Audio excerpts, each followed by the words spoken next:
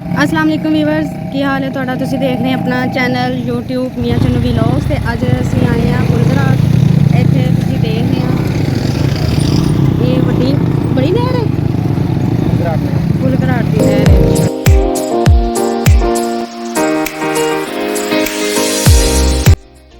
हाँ जी, तो असीं हुण इत्थे आ गए ने फुलघराट पार्क के कोल, तुहानूं विजिट करवाइए।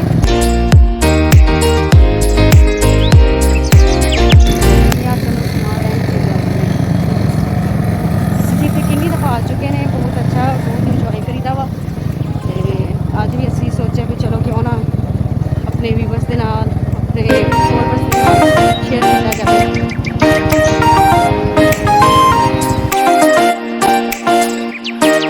हाँ जी, असी ना फुलघराट पार्क च एंटर हो चुके हैं, तुहाडे सामने असी दिखा रहे हैं। बिल्कुल व्यू इस टाइम कोई नहीं है क्योंकि दोपहर का टाइम होने वाला ही है, सुबह ही है हले।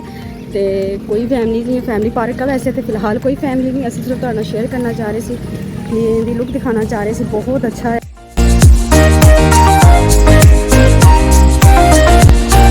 देखते पे हैं इतने बच्चों वास्ते बहुत अच्छे झूले लगे ने। ट्रेन बनाई हुई है, इस टाइम ही ट्रेन रुकी हुई है क्योंकि कोई फैमिली पार्क नहीं हैगा ये।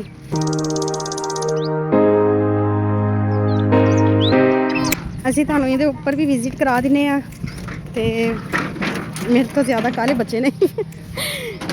ते जी आ ट्रेन है उपर, मैं फर्स्ट टाइम आई, मेरे तो वैसे देख के चक्कर आउण लग पैंदे ने ते बच्चे बहुत खुश होंदे इहदे ते।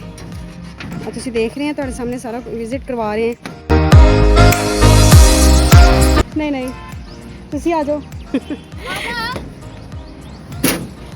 बहुत ज़बरदस्त है। अगर तुसीं इत्थे कोई नज़दीक वाले देख रहे हैं तो लाजमी अपने बच्चों की फैमिली में लैके आओ। दिन वास्ते बच्चे आ गए साढ़े नाना।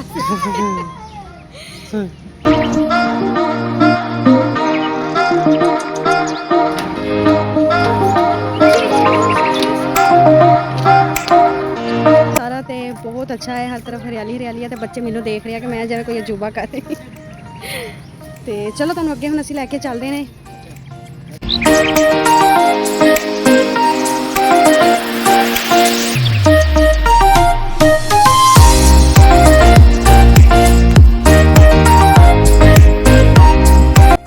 पिकनिक की सी, असी खाना वगैरह घरों बना के लैके आए सी ते यही सेम जगह वा इत्थे। बिल्कुल असी इत्थे बैठे सी ते बहुत इंजॉय किया सी, सारी फैमिली मिल के।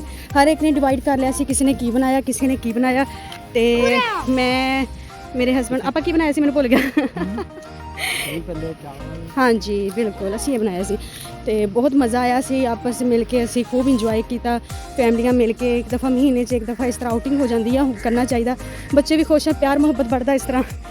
तेरी असीं नहर ते चढ़ गए हैं जी। ये नहर है, बहुत यादगार नहर है ये साडी। बई असीं पिकनिक मनाउण आए सी ते ओह उधर खड़े सी बच्चे, बिल्कुल टुक्कियां ला रहे सी, नहा रहे सी, इंजॉय कर रहे सी।